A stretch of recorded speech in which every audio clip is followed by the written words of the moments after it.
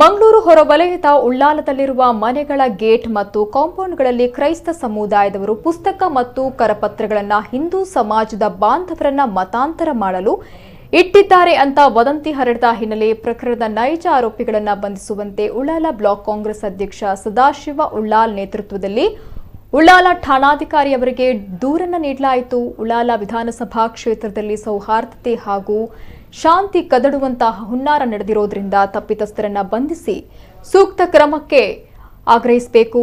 ಜೊತೆಗೆ ಇಲ್ಲಸಲ್ಲದ ಆರೋಪಗಳನ್ನು ಕ್ರೈಸ್ತ ಸಮುದಾಯದ ಮೇಲೆ ಹೊರಿಸಬಾರದು ಎಂದು ನಿಯೋಗ ಮನವಿಯನ್ನ ಮಾಡಿತ್ತು. ಉಳ್ಳಾಲ ಬ್ಲಾಕ್ ಕಾಂಗ್ರೆಸ್ ಅಲ್ಪಸಂಖ್ಯಾತ ಘಟಕದ ಸಂಘಟನಾ ಕಾರ್ಯದರ್ಶಿ ಪ್ರಕಾಶ್ ಪಿಂಟೋ, ಉಳ್ಳಾಲ ಬ್ಲಾಕ್ ಯೂತ್ ಎಂಟಕ್ ಅಧ್ಯಕ್ಷರಾದ ವಿಶಾಲ್ ಕೊಲ್ಯ, ಜಿಲ್ಲಾ ಕಾಂಗ್ರೆಸ್ ಹಿಂದುಳಿದ ವರ್ಗಗಳ ಪ್ರಧಾನ ಕಾರ್ಯದರ್ಶಿ ದಿನೇಶ್ ಕುಂಪಲ ಸೇರಿದಂತೆ ಹಲವಾರು ಮಂದಿ ಉಪಸ್ಥಿತರಿದ್ದರು.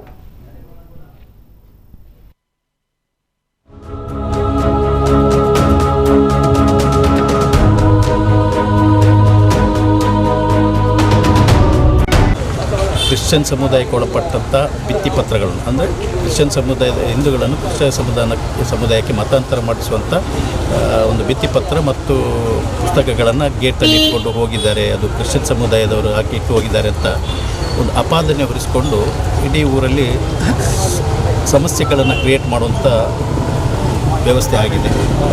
ಖಂಡಿತವಾಗಿಯೂ ಕ್ರಿಶ್ಚಿಯನ್ ಸಮುದಾಯದವರು ಯಾರು ಅಂಥದ್ದನ್ನು ದ್ರೋಹ ಮಾಡಲಿಲ್ಲ, ಅಂಥ ಕೆಲಸ ಮಾಡಲಿಲ್ಲ. ಸೊ ಇದರಿಂದ ಈ ಭಾಗದ ಜನರ ಸೌಹಾರ್ದತೆಗೆ ಧಕ್ಕೆ ಬರುವಂಥ ಕೆಲಸಗಳನ್ನು ಮಾಡಿರುವುದರಿಂದ ಮುಂದಿನ ದಿನಗಳಲ್ಲಿ ಕೂಡ ಇದೇ ರೀತಿ ಮಾಡಿಕೊಂಡು ಜನರೊಳಗೆ ಸೌಹಾರ್ದತೆಯನ್ನು ಕೆಡುವ ಕೆಲಸ ಆಗ್ತಾಯಿದೆ ಅಂತ. ಅದಕ್ಕೆ ಅದರಲ್ಲಿ ಒಂದು ವೇಳೆ ನಿನ್ನೆ ಅದನ್ನು ಯಾರು ಮಾಡಿದ್ದಾರೆ ಅದು ಈಗಾಗಲೇ ದೃಶ್ಯ ಮಾಧ್ಯಮದಲ್ಲಿ ಬಹಳಷ್ಟು ಹೈಲೈಟ್ಸ್ ಆಗಿದೆ.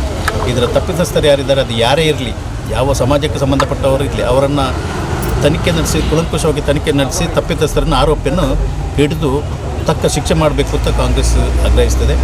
ಹೊಸತಾಗಿ ಕ್ರಿಸ್ತ ಧರ್ಮದವರ ಮೇಲೆ ಇದು ಒಂದು ಗೂಬೆ ಕೂರಿಸಿದ್ದಾರೆ. ನಾವು ರೋಮನ್ ಕ್ಯಾಥಲಿಕ್ ಪಂಥಕ್ಕೆ ಸೇರಿದವರು ಇಂಥದ್ದು ಯಾವುದೇ ಪ್ರಕ್ರಿಯೆ ನಮ್ಮಲ್ಲಿ ಮತಾಂತರ ಮಾಡೋದು ಇಲ್ಲವೇ ಇಲ್ಲ.